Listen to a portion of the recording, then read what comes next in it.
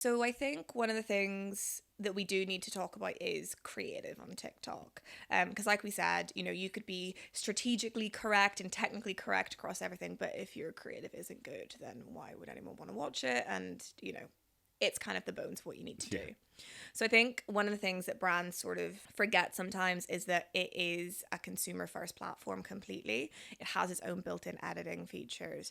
And so when brands do things like put text on there that's in their own brand colors and fonts, it just doesn't work. People aren't going to watch it. TikTok also in theory scans that content and knows that it's not in their native fonts and colors. So one of the first things we do for clients whenever we onboard them is, depending on what platforms are on, we'll also always do like a social semantics workshop with them. And that's everything from, what's your brand guidelines for Instagram stories, but for TikTok and for Reels, we'll have two separate sections. And so say your brand color is purple. We won't necessarily use your brand color purple, but we'll use the closest shade of purple that we can get within the platform for that. And we'll use the most on brand font for you that the platforms have available to them. And also sometimes with font stylings, it's not just, okay, we're going to use this background color in this font. It's also like styling it. So you want your headline, and then you want your connecting bit, and then your bit underneath that, and how does that come into play? So you might want to use a swirly font with a basic font underneath it. But that is one of the things that we really put an emphasis in.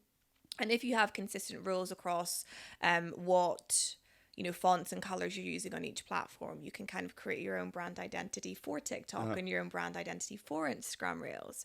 So I guess outside of that, what would you kind of say the most important things for like creative identity and creative best practice on TikTok are? Well, I think you said earlier about the TikTok scanning it. Like, TikTok is like Big Brother when it comes to posting you. Like, it analyzes everything that you do on that post. Like, I don't know if you noticed, but like, when you post a video and it like, you can't, other people can't see it because it says processing. It's because TikTok's doing its own like internal view And of like they review everything manually. as I know. well. Like, whereas Instagram, they don't, it's bots. But Imagine with some guy TikTok, it's sitting- all manual. He's just sitting there like, What a job. lovely video, social shepherd, great.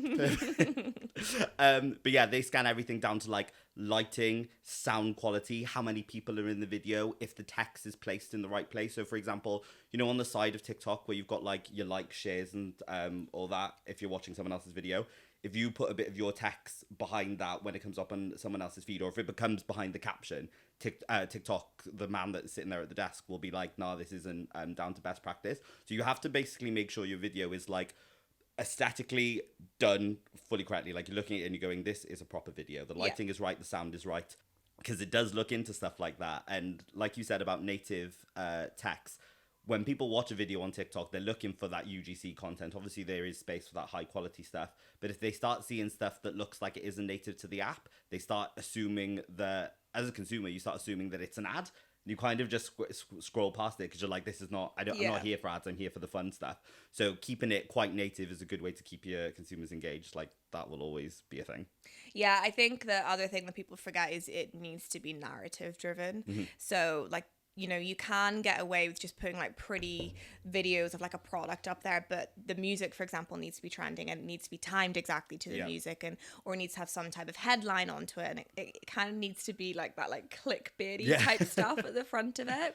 Obviously, there's different styles. There's text to speech, there's voiceovers, but it is traditionally a very, very different platform. And I think some brands don't really utilize those features as much as they can. So whenever we look at creative briefs, we're consistently going, okay, what's the story that we're trying to tell here? And what type of person is this coming from? Is this a first person or a third person? Are we speaking on behalf of a brand? Are we speaking as a person?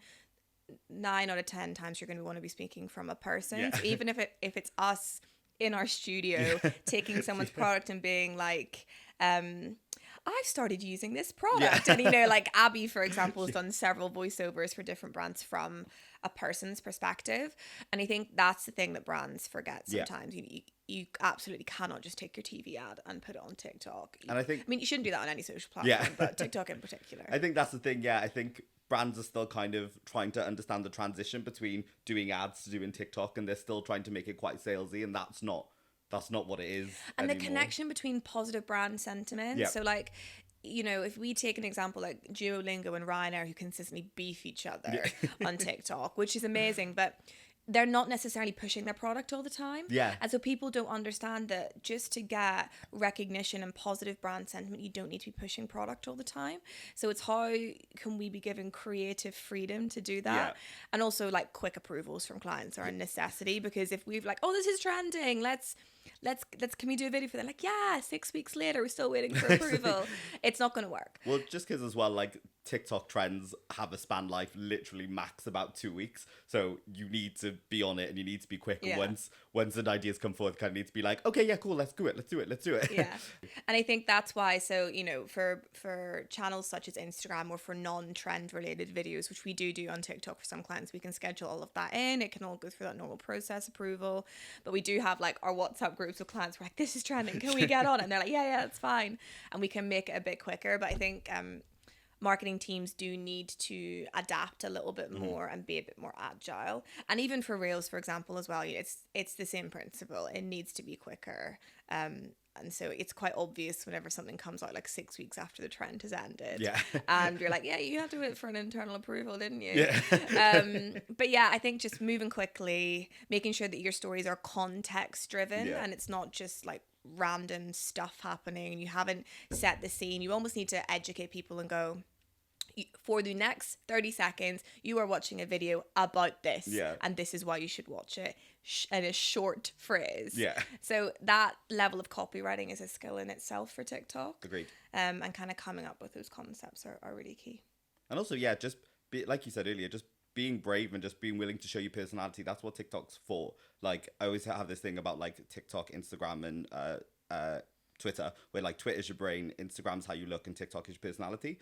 And like brands need to understand that, like you said, it's not always about pushing your product. It's about showing you who you are, because that's what this new generation is like buying into companies for now. It's not even so, you know, there are about 13 companies that do like the same thing in just one product. Yeah. So everyone's going, okay, who do I connect with the most? So like showing who you really are on a social platform is like absolutely key.